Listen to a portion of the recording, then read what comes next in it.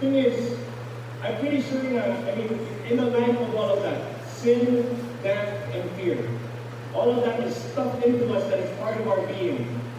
And I'm pretty sure that in the end of time, when we're all in heaven or something like that, I'm pretty sure a lot of us are going to be lining up and asking Adam, bakit mo na si kinahin? Eve, ano ba yan? You listen to a talking snake, how crazy are you? You know? But here's the thing, if the line to Adam and Eve is long, just imagine how much longer the line to Jesus Christ could be, because man, I have nothing to say but thanks to Him. I have nothing to say but we celebrated Thanksgiving, and I just want to go ahead and say how thankful I am for what the Lord Jesus Christ has done for me, because it was such a complete and full package deal. What am I talking about here? He took all of these things. Jesus Christ, He did not just take our sin. What do I like to keep on saying? He became our sin. 2 Corinthians chapter 5, verse 21. He who knew no sin, we're talking about the Lord Jesus, He didn't know sin. When we say that He didn't know sin, we're saying that He didn't sin. The sinless Jesus, who knew no sin, became sin for us. He did not just take our sin. He did not just do that. He became the sin of itself. Alright? Just like we go ahead and say that we don't have sin, but we are sin. We are sinners. Christ became a sinner for each and every one of us, so that in Him we might become the righteousness of God. Did He stop there? No. Here's the thing. You think that if you go ahead and fix the root cause, everything else will follow. Hindi po. Siguro isa po si Jesus. Because when He became sin, guess what? We go to Romans chapter 6, verse 10. It says here, the death He died to sin once and for all. Let me say that again. The death He died to sin once and for all. So the Lord Jesus Christ, by way of becoming our sin, He took the sin that we were. Our identity was sin. And He became our identity. He took our sin. He became our sin. And because He was sin itself, and the wages of sin is death, He went ahead and took the death that we once deserved. So Jesus Christ became sin, and now Jesus Christ laid down His life. He died the death that we were supposed to have. Are you with me so far? And it's not just that. What did we talk about? Sin, death, and fear. 6. In perfect love, our Lord Jesus Christ became sin, and as much as that, He loved us that much that He laid down His life for us, because there was no other way to go ahead and fix us. And in His perfect love, He cast everything else aside in order for us to live again. Sin, death, and fear. All of this was taken in the body of Jesus Christ. And when He died, it was therefore all separated from us. Alright? We have died, therefore, to sin. We have died to death itself. The Lord Jesus Christ, He conquered. There's a song that says, Christ has risen from the dead. He has conquered death by death. The death that we deserve, He died for us. And therefore, in light of all this, in light of the sin that He became, and in light of all the death that He took for us, we can truly and indeed understand how much He loves us. And He not just loves us with all the love that He has, but He loves us with the only love that there is, the only true love, which is perfect love. Only the Lord Jesus Christ can love us that much. And it's only because of this perfect love that we can go on in this world, flawed as we are, perfect love casting out all our fear. Amen?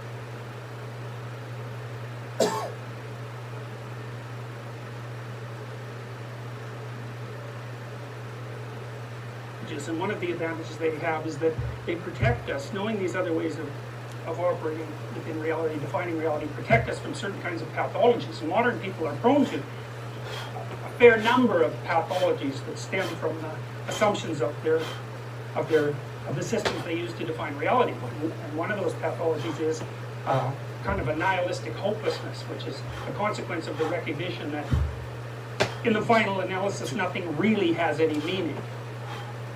And because life is difficult, and that's a meaning that you can't escape, being forced to abandon your belief in a positive or a transcendent meaning can leave you weak at times when you really can least afford to be weak. And there's more important pathologies that it's opened us up to too, and those are pathologies of belief. And I think we saw the most horrifying examples of that, hopefully the most horrifying examples in the 20th century, where people whose belief systems were shattered, at least in part, by the competition between religious and scientific viewpoints, turned in large numbers to mass movements that were in every way a substitute, a more rational, in some sense, substitute for religious beliefs that appeared no longer tenable. And the consequence of that was, it was just about annihilation, because we came close to annihilation twice, once in the 60s and once in the 80s. And even without the totality of annihilation, we lost hundreds of millions of people as a consequence of pathological belief systems in the 20th century. So, if belief systems become pathological, that pathology can pose the biggest threat possibly to our very existence. And if you're a Darwinian in any sense, you have to understand that the things that pose the biggest threats to your survival are the most real things. They have to be dealt with. Now, here's another way of looking at things. I'll start with the definition of this word. This word, phanesthai, is the root word of phenomenon. And phenomena are the things that appear to you. And phanesthai means to shine forth.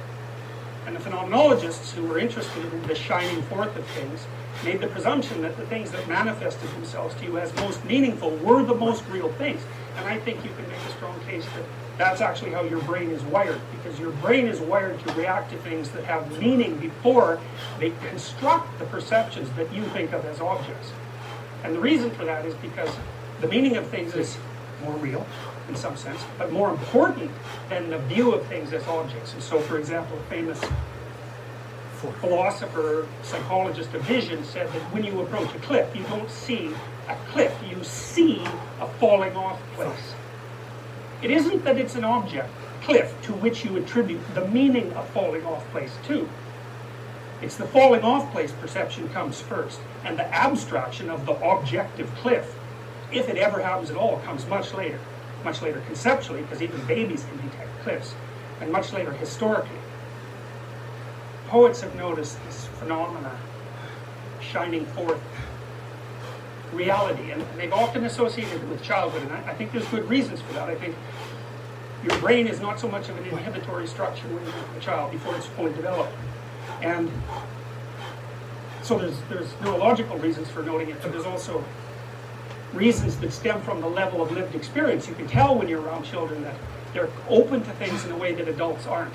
They're wide-eyed with wonder. And adults like being around children for that reason, because although the child takes an awful lot of care and is a terrifying object in some ways to behold if you have a relationship with the child, because they're so vulnerable, part of the way they pay you back is they open up your eyes that have been closed by your experience, and that have learned to shield out the things that shine forth. And when you have a child, you can look through the child's eyes again. To me, it's like they're on fire in a sense. They're like a candle or something that's burning brightly. And I think that's also partly because we actually don't screen out fire. We actually see fire, and that's why we can't not look at it when it's around. I think the same thing happens when you're in love with someone. If it's genuine love, because genuine love gives you a hint of what could be in the future if you could just set yourself right. You get a glimpse of what could be in the future if you fall in love with someone. You don't get that without work, but you get a glimpse of it, and I think it's because when you fall in love, and I believe this is like a biochemical transformation, is the perceptual structures that normally stop you from seeing people, because you really don't see people, you just see shadows. The barriers are lifted temporarily, and what's really there shines through, and it's overwhelming.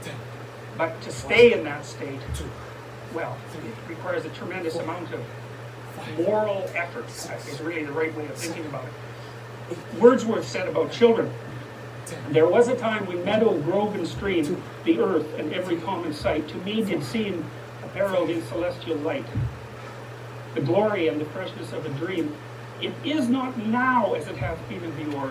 Turn wheresoever I may, by night or day.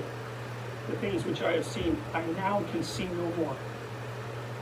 Earth fills her lap with pleasures of her own, yearnings she hath in her own natural kind, and even with something of a mother's mind, and no unworthy aim. The homely nurse doth all she can to make her foster child her inmate. Man forgets the glories he hath known, and that imperial palace whence he came." And what Wordsworth means by this is that as you develop as a competent adult, which is precisely the direction towards which you should develop, much of what you're doing is actually closing in and narrowing. You're closing in and narrowing towards a particular goal, a particular way of being. And that's necessary because as you develop, you have to develop towards a particular way of being, or you don't develop at all, and you can't stay a child forever. That goes sour of its own accord.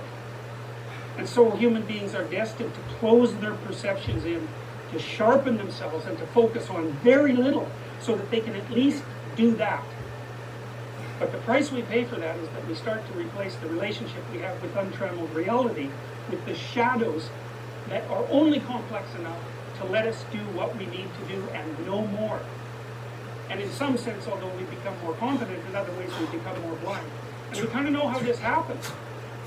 It happens from the bottom up. Now, this is a Magritte painting, and the painting has an obvious meaning in a sense, which is that we're blinded even to what's right in front of us by the objects that we see. And we think that seeing is letting in the light, but it's only letting in a very small fraction of the light because we're only capable of contemplating a small fraction of everything whenever we're doing any particular thing. And so very much of what we're doing is screening things out. Very much of your cortex is inhibitory. And Magritte is trying to get at that with that idea. It's like there's a businessman where he's dressed in his uniform. You can't see beyond the immediate thing that's in front of his eyes. How does that happen? Well, let's say you're a baby. The first thing you build your body from the bottom up. You build your perceptual and action structures from the bottom up. You learn to move your arm. You learn to close your hand. And you learn to do things that are practical with those abilities. You lift a spoon. Well, you have to do that to feed yourself. You learn to move a plate. You learn to set the table. That's starting to become social now because you can set the table for you and for other people. You learn to make a meal. That's a more complex sequencing of motor activities and perceptual abilities that's very focused. As you continue to develop, the things you chain together become more and more complex, but also more specific. You have to care for your family, which means there's all sorts of other things you're not doing. You have to find a good job, which almost everyone, when they're young, experiences as the contemplation of a limitation. Well, not everyone, but many people think, oh no, I'm going to have to settle for this role. I don't want to only be that role, but it's better to be that role than no role at all. And maybe the way through the role to the other side is through the role, not around it. There's no avoiding the responsibility of narrowing and shaping and specializing. To be a good parent, well, that's a sacrifice you make for the next generation. Be a good partner, the same thing. Be a good citizen.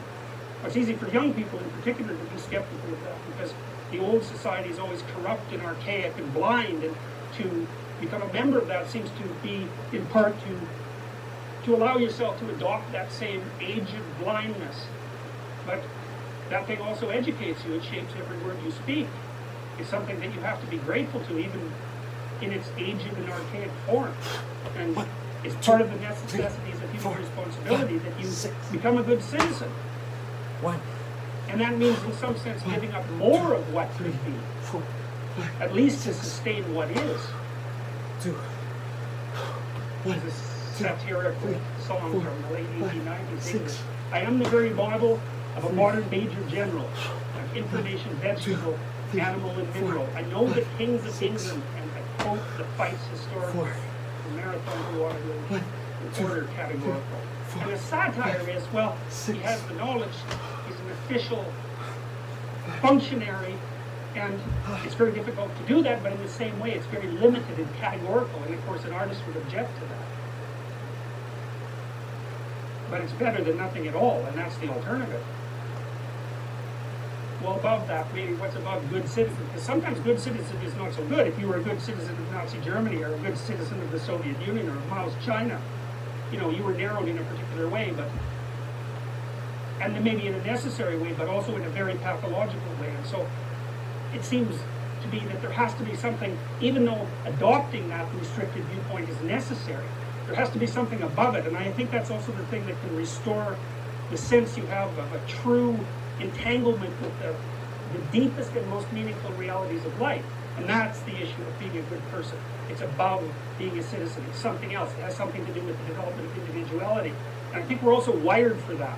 So it looks like we're wired to lose what we have, to specialize. But then once we're specialized, to reopen. Once we've got the skills built into our body, and then can handle reality, because we're more adaptive and more fluid and more flexible, then we can start opening the doors again. And I believe that your nervous system is set up to help you do that if you don't interfere with it, if you notice. And you notice that by paying attention to the things that manifest themselves to you, that shine forth as interesting, they grab you. And where you're grabbed is where the obscuring map you live in isn't obscuring the reality that's underneath. It's like there's a hole in the map, and the light shines through that, and you're attracted to that, and that will pull you along. And that's when your interest is seized by something. That's your nervous system doing that. You don't do that. It's an unconscious force. You could even say it was the world itself talking to you. And the phenomenologists did feel that way. And it's a real phenomenon. It's not a secondary thing, and you know that because you can't live without it. You die, you stultify, you get cynical, you get nihilistic, or you adopt some wild belief system if you don't have the attachment to some genuine life-giving meaning in your own life. And it's a hard thing to follow that because it doesn't necessarily put you into perfect juxtaposition with society, because it's not society, it's not being a good citizen, it's something else. It's also the thing that rebuilds how you would be a good citizen. The Egyptians knew about this a long time ago. They didn't really know they didn't, because they acted things out in drama and portrayed them mythologically because they didn't have the capacity to articulate the ideas fully. But the Egyptians worshipped the human eye. And they worshipped the eye because they knew the eye was the thing that paid attention. Like, we're really visual creatures. And your eye is automatically attracted to the things that manifest themselves or shine forth in front of you. And you have to look at them. If you pay attention to the things that shine forth, because what you're seeing is the reality instead of the map, you're gaining access to the real information that's in the world. It's not prepackaged information, because that can be false. It's the real information flowing out from the ground of being, and if you pay attention to that, it will help you move towards the goals that you've already established for yourself as a good citizen, that are part of the inbuilt value structure that you've adopted. But at the same time, it will do something else. It will lead you to transform the nature of those goals.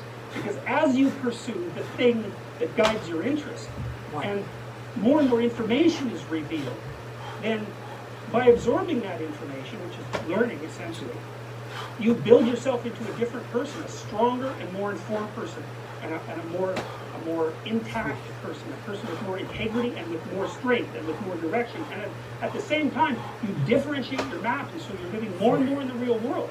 So as you approach your specific goal, even if it's a culturally conditioned goal, the learning that you do along the way transforms you, and it transforms the nature of your goal.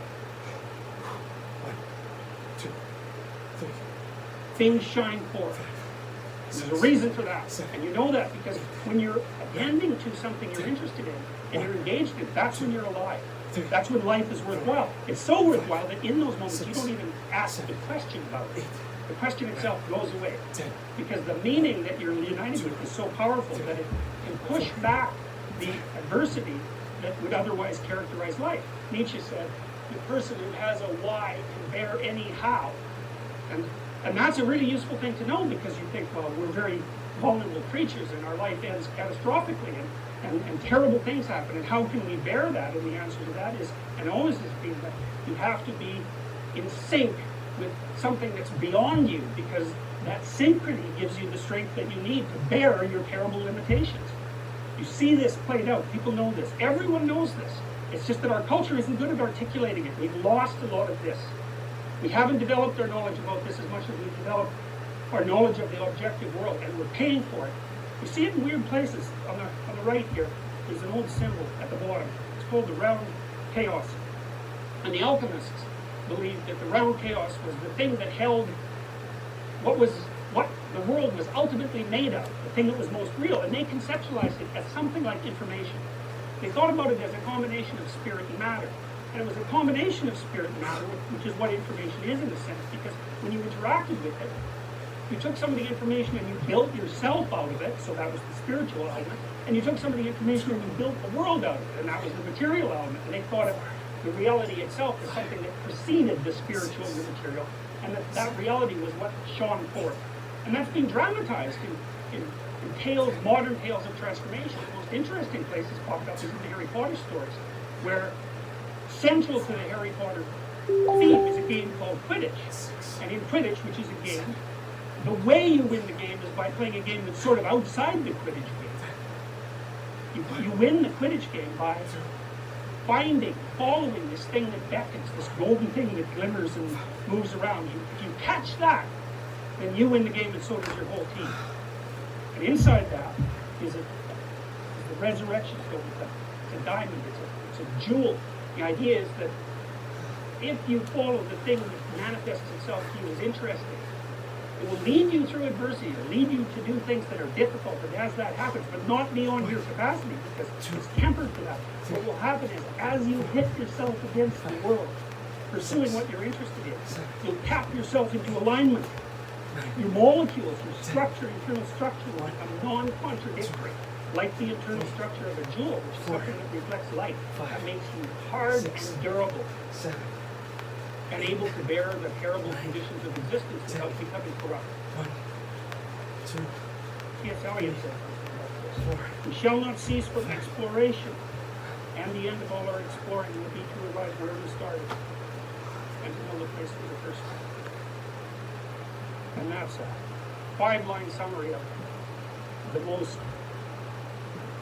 remarkable elaboration of the nature of the relationship between the individual human consciousness and reality itself that's ever been penned, and the culmination of a system of thought that's been developing for thousands and thousands of years, which we have lost and cannot properly articulate. Follow what you're interested in. It'll take you to adversity, and then through it, it'll transform you from a citizen into an individual, and then the doors will open again. And at that point, you're strong enough to have your life. And at that point, you're strong enough not to fall prey to pathological belief systems and work towards the destruction of things. Thank you.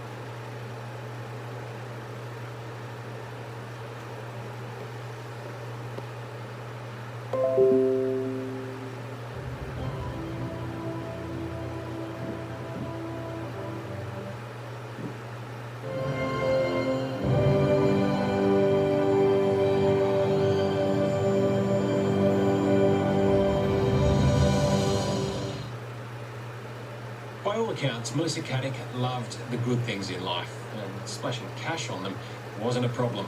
She was loaded. Melissa always looked $1 million in her designer clothes, travelled first class all the way, and called a stunning mansion home. She claimed her wealth was the result of her brilliance in business, and generously for her friends and family, she offered to share her financial secrets. The deal was simple. If they trusted her with their retirement savings, everyone would win. But it was a lie. 11 weeks ago, Melissa Caddick and $20 million that wasn't hers suddenly vanished.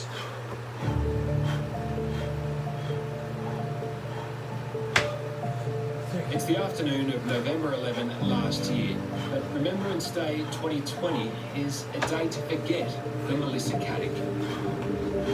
The high-flying investor's life is crashing to earth. Federal police and investigators from the corporate watchdog ASIC are raiding her mansion overlooking Sydney Harbour. 6. This video of the operation has never been seen before. 7. Melissa Caddick has never been seen since.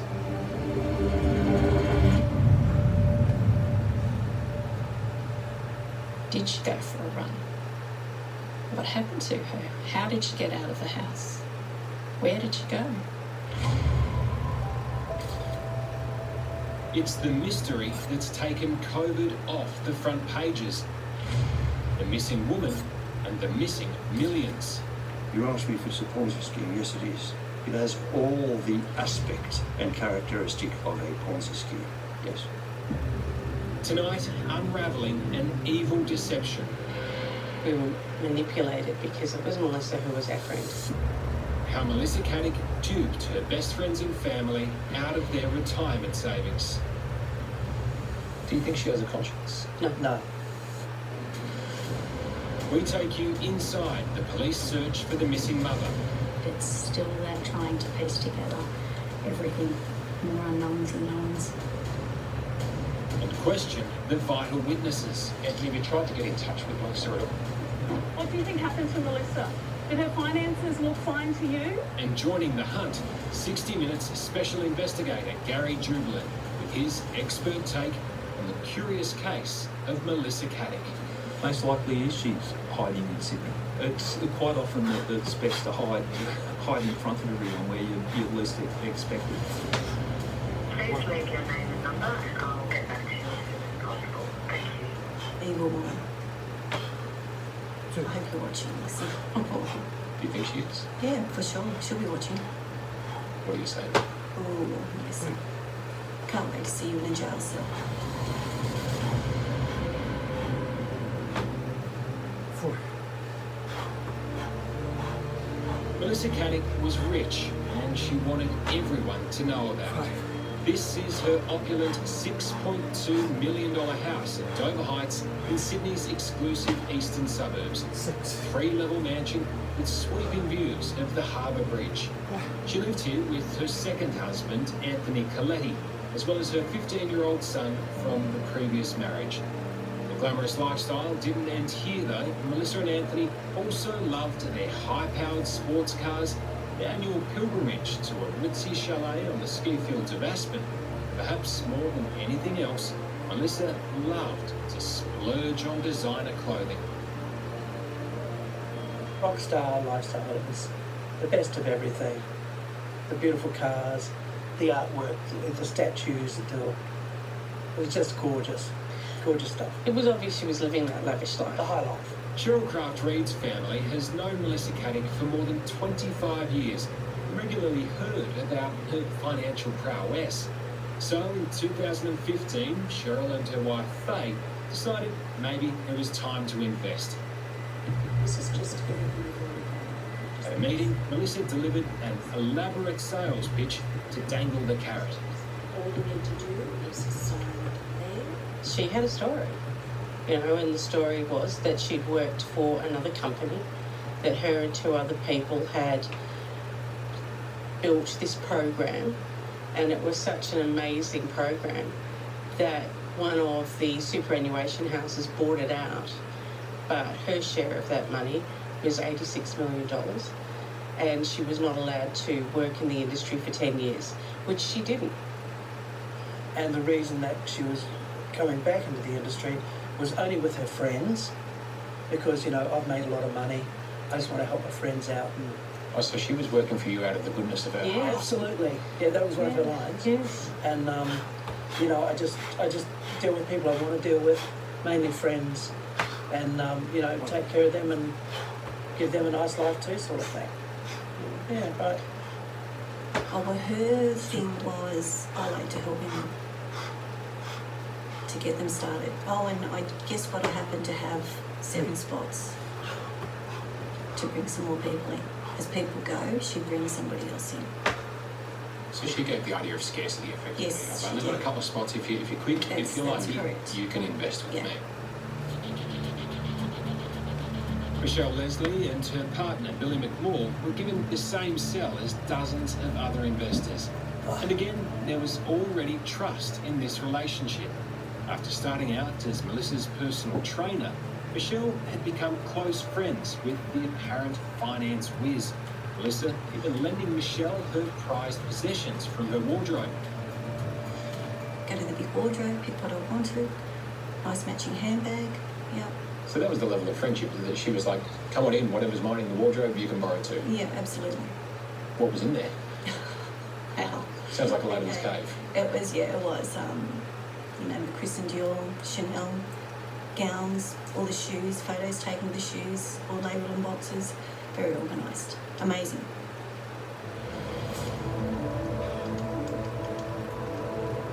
Melissa played the long game to win trust, turning friends into clients. Cheryl and Faye invested their super, more than $800,000 worth, while Michelle and Billy also handed over their hard-earned retirement savings. In all, Melissa had about 60 investors on the books of her business, which was called Malabar. In good faith, those clients transferred her more than $20 million. All seemed well until November last year, when Melissa suddenly disappeared. So I was going to catch up with her Wednesday morning before ASICs rented the house and discuss what was going to happen for Christmas Day. And then that didn't happen. I received a text probably 6:30 a.m. in the morning and sorry, can't catch up today, I'll get back to you. Sure. And then, I don't know, I felt like there was something wrong and I sent another text, are you okay? Sent an email, and then still nothing. And I said to Billy, I said, something's going on, something's not right. And then I hear about it in the paper 6 days later that she's been missing. We are asking the community to help bring Melissa home. That is all. Melissa's husband Anthony and her brother Adam fronted the cameras outside Bondi Police Station, pleading for the public's help to find the missing mother. Melissa, please let us know that you're safe and sound. We love you. This is out of character. We just need the communities of Australia to come together to help bring her home. It's like missing 6 days. Sinister sort of implications, and I think you grieved for her. Yeah, I did.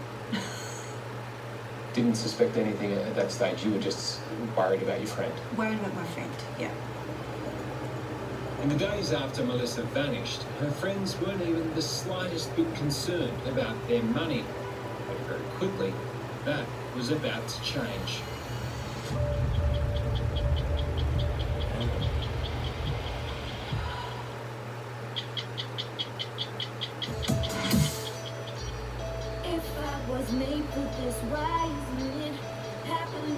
While Melissa Caddick was out there supposedly making millions, her younger second husband, Anthony Coletti, was trying to make it as a DJ, but not getting too far. This is a film clip he paid to produce and publish online. Melissa and Anthony's relationship intrigued their friends and family. Maybe it was just good for her ego. He was the toy boy. Why? She was the money spinner. She was more dominant out of the relationship. She wore the pants. Yeah, without a doubt. Definitely. When Melissa went missing in November last year, Faye and Cheryl Craft-Reid were worried about their friend's welfare and concerned for Anthony as well. But Anthony didn't tell them Melissa had been raided by fraud investigators in the hours before she vanished from their house.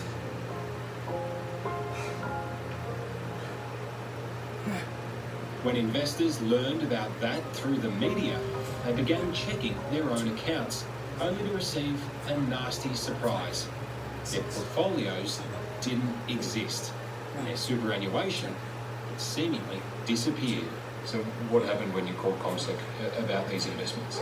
So when I called them and told them the account number, they then said there was no such account number. And it's the first real point in time that I allowed myself to believe that everything Melissa had told us was a lie. Cheryl's family has known Melissa for more than 25 years. Her sister Pamela is one of 4 siblings to have also trusted someone she thought was a friend to take care of her retirement savings. Well, she came highly recommended, trusted, and that's what I mean. That's really what you're looking for: somebody to trust and somebody that's going to be on your side, hopefully. How much has your family lost, all up, the 4 siblings? I would say in the region of 3 to 5 million. It's their future. It's what you work for 40 years to provide for yourself at the end. It's a lot of overtime shifts. Yes, it's a lot of dedication to ensuring that you are able to provide for yourself. We weren't born in Australia, so we have a really great appreciation for what Australia offers. My parents allowed us to get, decent educations.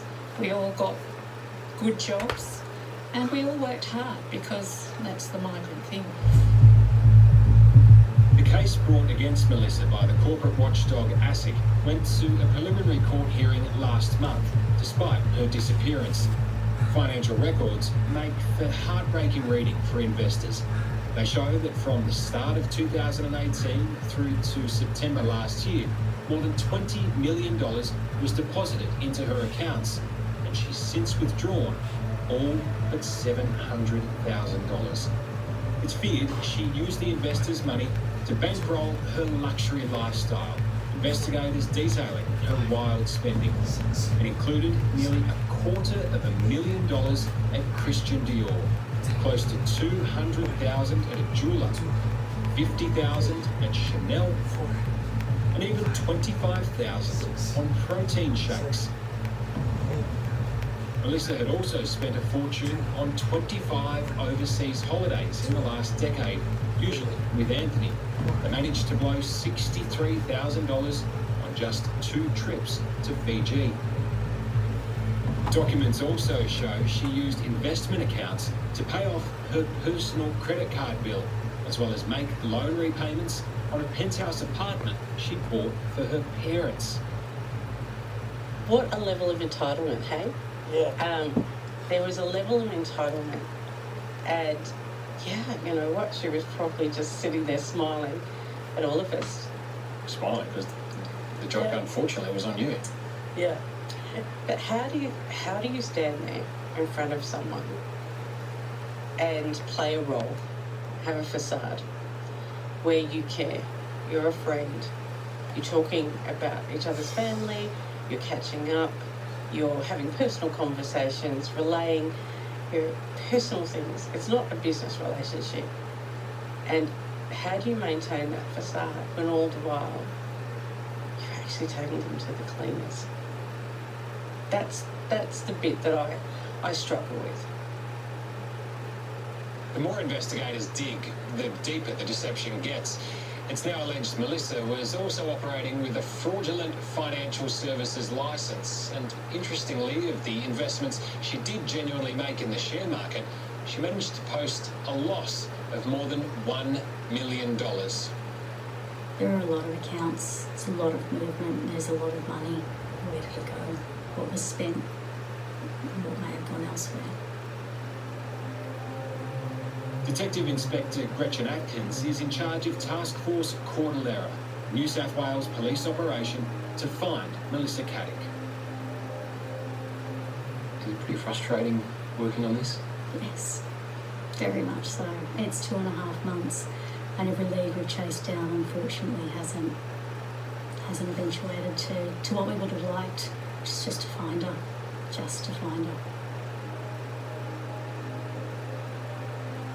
Police are now treating this footage of Melissa from the raid on her property as the last confirmed sighting of the runaway businesswoman. That's despite her husband Anthony claiming he saw her in bed later that evening, and her 15-year-old son saying he heard the front door click at 5:30 the following morning. Anthony told investigators he assumed his wife had gone for a walk in her activewear, despite leaving her phone, wallet and keys behind. He then waited a further 30 hours before reporting her disappearance to police. That 30-hour delay has really made your job 30 times harder, hasn't it? Yes, yes, that's it's just expanded our time window, yeah, exponentially, and it's the extra time you have to piece together. It's hard enough with any missing person. You add an extra 30 hours. It's a lot of time. When you're investigating a case like this, I mean, do you actually sit down with Anthony and say, it took a long time to report Melissa missing. Are you covering her tracks? We need to know right now. Yeah, we've had some pretty tough conversations with Anthony as to what's happened, which is where he's always been really, really helpful and given us anything that he possibly can. But not sure why. I think from him and from what he said was... We weren't so lucky. Over 165 people died that night in that fight. But that story reminds me of our own actions today, in our lives today, in our digital lives today. Because our lives are moving more and more to the online world. And we're seeing things going wrong in our online world, and very few people are taking action. And we hear a lot of talks about things like the Big Brother or Big Brother Society. But I'd like to actually quote a late futurologist and a fellow Finn, Mika Mannermaa, who in his books wrote a lot about the future. And he wrote about how he actually doesn't believe in a Big Brother society. He's sort of more believing that we will be entering a Son Brother society, a society where there's always someone watching. Not necessarily the Big Brother, not necessarily the government, but someone. And he also made the note that we are living an aquarium life, where we have no walls, and we have walls that they can be seen through. Now, some of this some or other watching mentality can be seen from the actual action of government. For example, during just this year, in our labs at F-Secure, we've analyzed 5 malware families which we believe to be coming from the Russian government. Malware like sandworm and cosmic dupe, which have mostly been found from Ukraine, which is a country in the middle of crisis right now. Or malware like Hovex, which is the first malware we've seen since Stuxnet that's actually trying to find and fingerprint factory automation here. And we believe these are coming from the Russian government. And then we have the Chinese government. In fact, the very first targeted attacks launched by any government anywhere in the world we ever saw were coming from the Chinese government, and that was more than 10 years ago. And exactly a year ago, I was on this very stage speaking to you about attacks right here in Brussels, about attacks targeting local telcos, attacks that we now understand much better. A year later, we understand them much better. For example, we now know exactly where these attacks were coming from. They were coming from the UK intelligence, from GCHQ. We also know which exact malware was being used in these attacks. It's a piece of malware called the Regime, which we believe was developed together with the British intelligence and the US intelligence. And we learn much more about the targets of these attacks. Because there were much more targets than just what we knew a year ago. We, for example, know that this malware and these operations launched by the UK intelligence were targeting academics here in Belgium, professors, people like that. They were also targeting targets in Austria, including the IAEA, the International Atom Energy Agency in Austria. Now we also know that one of the largest amount of targets anywhere in the world were in Ireland, which is a good indication of who's behind the attacks and who's interested in Ireland. Well, the United Kingdom is interested in Ireland. And it's quite remarkable when we have a situation like this where fellow EU countries are launching active governmental funded malware attacks against fellow EU countries. But that's where we are today. But there are parties which are trying to fight back. The US government tried to gain access to the data of several of the Silicon Valley companies a couple of years ago. One of the companies was Yahoo. And Yahoo tried to fight back those attacks. And these attacks are actually very similar to the attacks we've been seeing just now in Germany. This guy is Ali Fares. He works for a company called Stellar, which is a German telco company, German telecommunications provider, which provides connectivity over satellite links. Der Spiegel magazine did an investigation in which they found out that once again the British intelligence had been breaching telcos in Europe, in this case the network of Stellar. So here we have a video clip of the Der Spiegel journalists going and meeting engineers at this Stellar company and showing them files leaked by Edward Snowden. Files which prove that Stellar, their own company, has been targeted and hacked by British intelligence. They are now seeing for the very first time these slides which list their own company among the targets which have been hacked by UK intelligence agencies. Then they are shown another slide which lists the targets, the names of the engineers in the company, and they see their own names listed in this top secret file. They just now realize that they personally have been hacked. So returning back to Yahoo. Yahoo tried to fight the US government. They didn't want to give access to their customers' data. This fight was happening in a secret court. There are such things, secret courts in the United States. The so-called FISA court, or Foreign Intelligence Surveillance Act court, in which a lawyer from Yahoo was trying to defend the users of Yahoo against the US government. And the judges in the court made interesting comments. For example, one of the judges was claiming that there could possibly be no damage to the customers of Yahoo, since this surveillance will be secret, which means the customers will not know that they are being watched. So how could possibly they have any damage? Because they will not know that they are being watched. And he was actually right. This actually stood based on the US law. And Yahoo's case was thrown out. And this was then used as a legal precedent to do similar surveillance against other Silicon Valley-based companies as well. So let me quote a friend of mine, Aral Balkan from Inditech. He made a great comment about how private used to mean something completely different.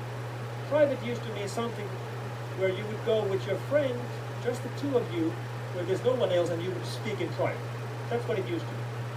Well, today in the online world, private doesn't mean that. For example, when you're on Facebook and you send a private message, you don't actually send it to someone else. You give it to Facebook, and Facebook gives it to your friend. This is sort of like you would tell your private message to your creepy uncle, and then the creepy uncle would tell it to your friend, right? That's the equivalent. And the largest creepy uncle we have on the net is Google. Google, who sees exactly what we're doing, what we're thinking. Google, who provides excellent and great services. We all use them. But what's even better, these services are free. Or are they? Which is remarkable when you consider how big a company Google is and how expensive their operations are. In fact, Google spends every quarter roughly $2 billion into their data centers. They're investing every quarter over $2 billion into building larger and larger data centers. Yet the services that they provide are free. And what's even more remarkable, Google is profitable. They make $12 billion profit every year, which nicely illustrates that there is no such a thing as free. That's how valuable our data is. There are no free lunches. There are no free surgeons. There are no free cloud storages. There are no free web makers. The only things on the net which really and truly are free are things like Linux kernel and open source projects. Most of the things which are called free are not free. For example, apps. There are no free apps. We know that all the app stores are filled with free apps. None of them are free. And you see this when you go and download something simple, you know, an application which will turn your phone into a flashlight or a torch. And then when you take a closer look at what kind of rights or permissions it requires from your handset, it wants to know your location and gain access to your contacts and to the internet, of course. Why would a flashlight need that? There is no free life. There are no free apps. So it's easy to blame the user. Users are making stupid mistakes. I have a good story about users, about this guy who had an old desktop computer at his work and he got a new computer. So he wanted to move his files from the old computer to the new computer. So what he did is that he went to his My Documents folder and with his mouse he selected all his files and he right-clicked and selected copy. Then he disconnected the mouse from the computer, connected it to the new computer and clicked paste. And that's not a stupid user. That's actually obviously a very smart man who simply hasn't had the training. I mean, it could work like that. It just doesn't. And another thing users do is that they lie. What is the biggest lie on the internet? And the biggest lie on the internet is that I have read and I agree with the license agreement. We all do this.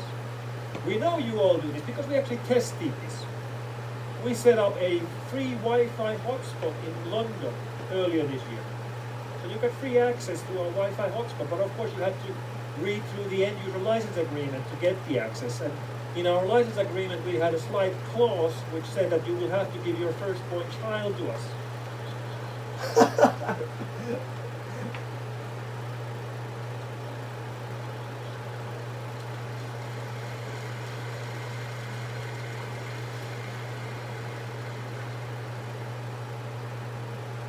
And everybody clicked OK.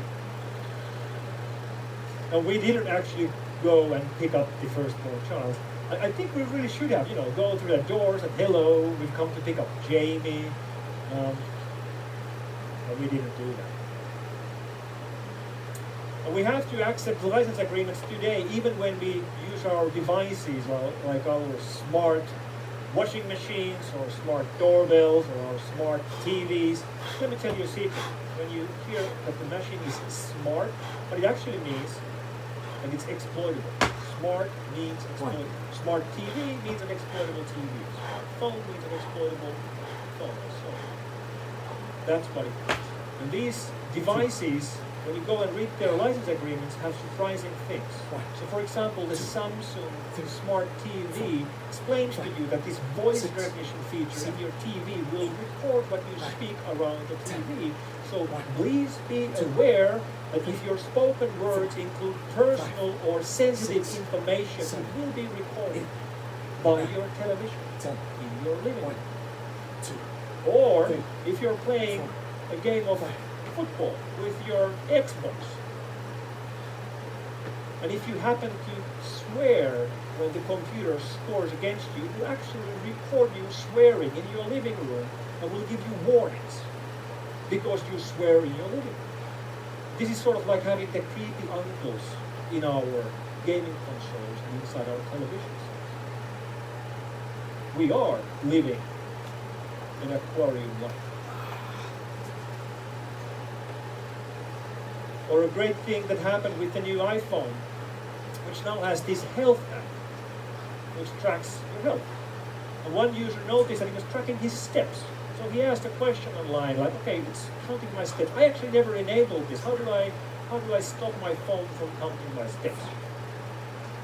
And the answer was that actually it's been counting your steps already from iPhone 4S. It just never showed it to you before. And obviously, if it hasn't been a problem to you before, how come it's a problem now? And there's no way to disable it. And there are people who will tell you that there's nothing you could do about these things.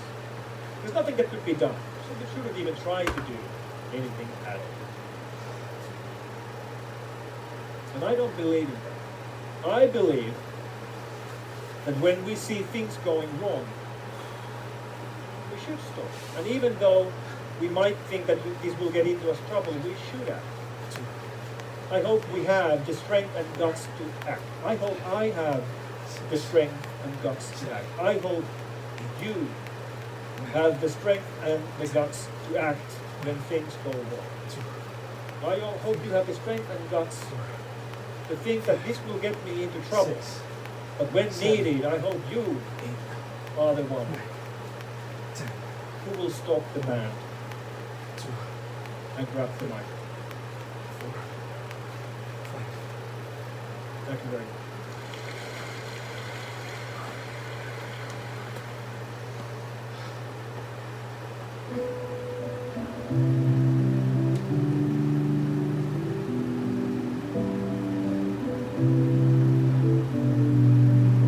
There are a few things, for me personally, that are more exciting than seeing someone become a Christian, like move from death to life, as Paul would say in Colossians 1, to watch someone be transferred out of the domain of darkness and into the kingdom of his beloved Son. Like, I love that, and yet conversion, as exciting as it isn't the command that we've been given. The command that we've been given is to make disciples or followers of Jesus Christ.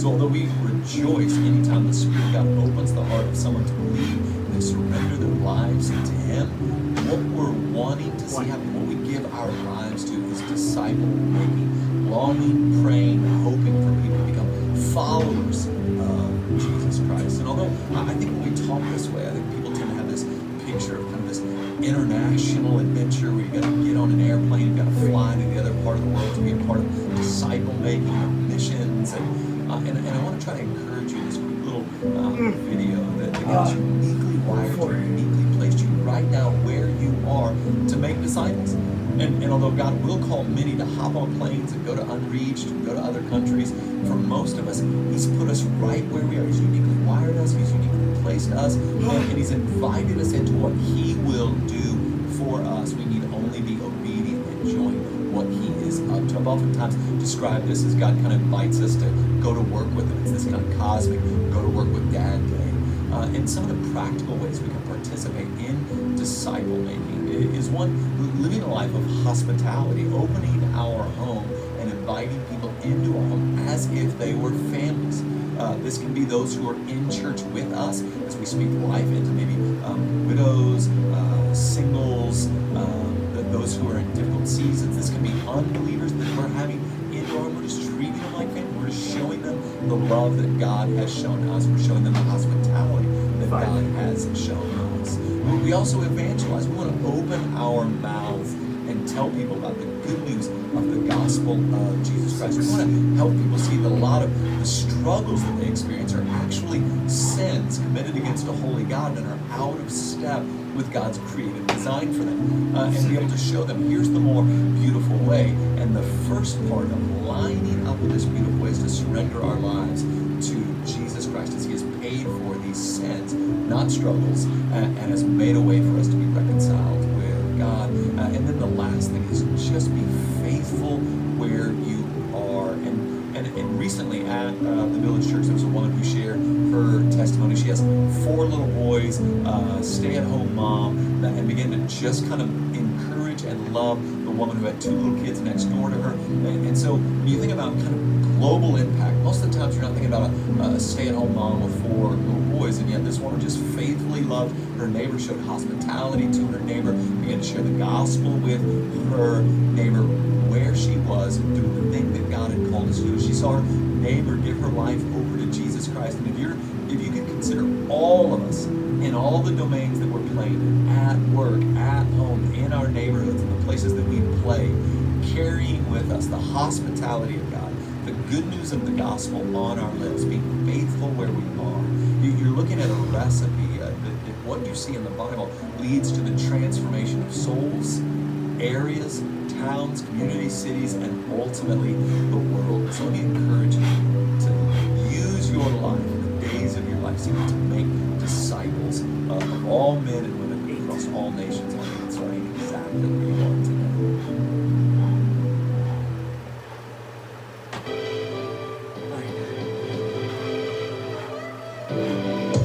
What is up, my warriors, and welcome back to another video and another week of the lockdown haircut, or lack thereof, as you guys keep mentioning in the comments. As soon as I can find a hairdresser, it'll be gone.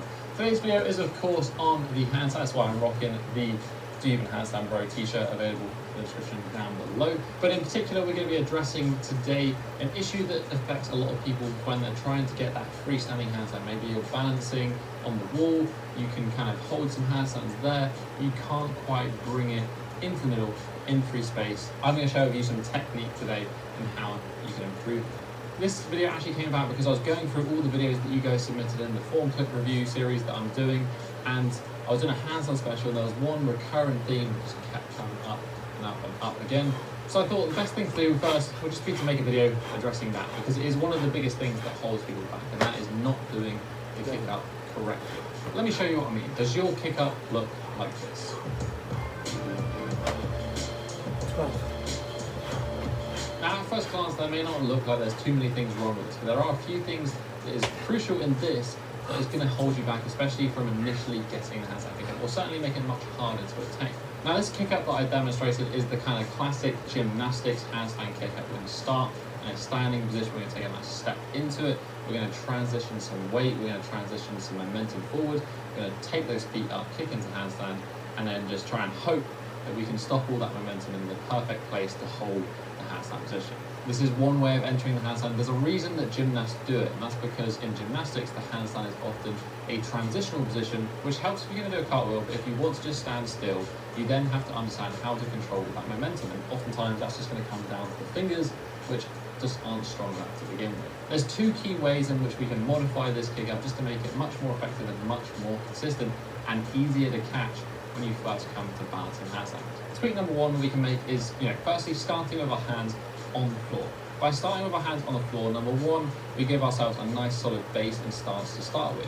When we go to just place our hands on the floor as part of the kick up, oftentimes the hand placement can be a little bit more random. We might be further away, we might have one that is a little bit further forward than the other.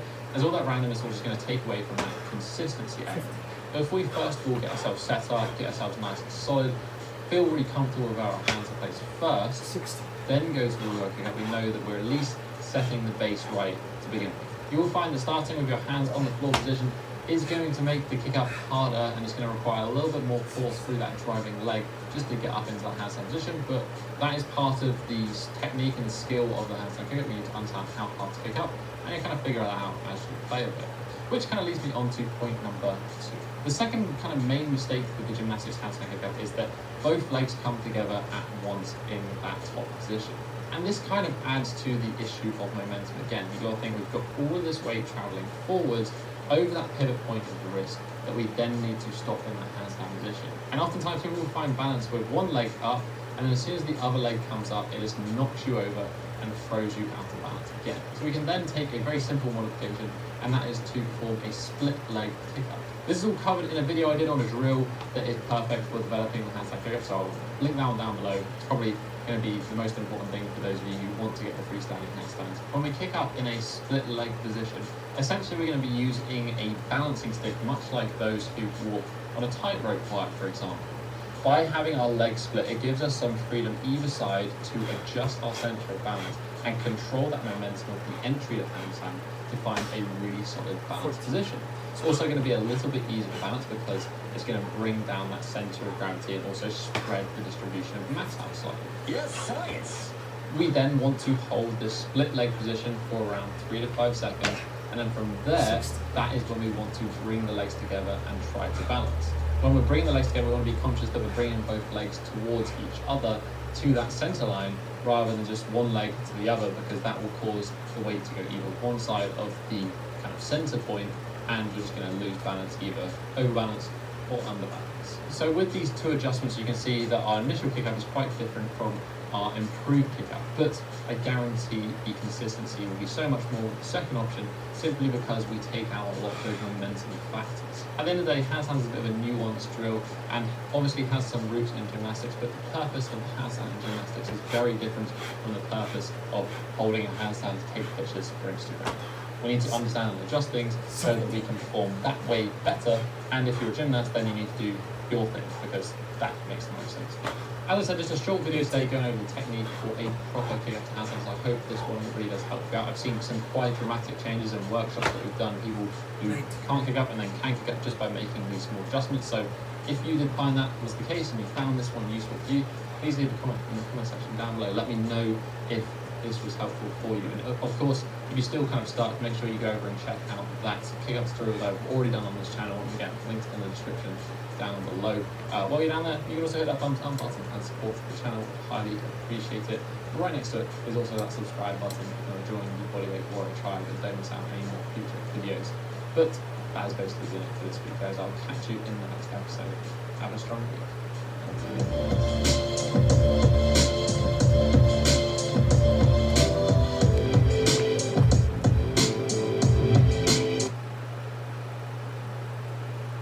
The mainland of Southeast Asia, historically known as Indochina, is home to a wide range of ethnicities that extend across a vast territory. Spread interchangeably are forests, mountains, valleys, rivers, deltas, and coastlines.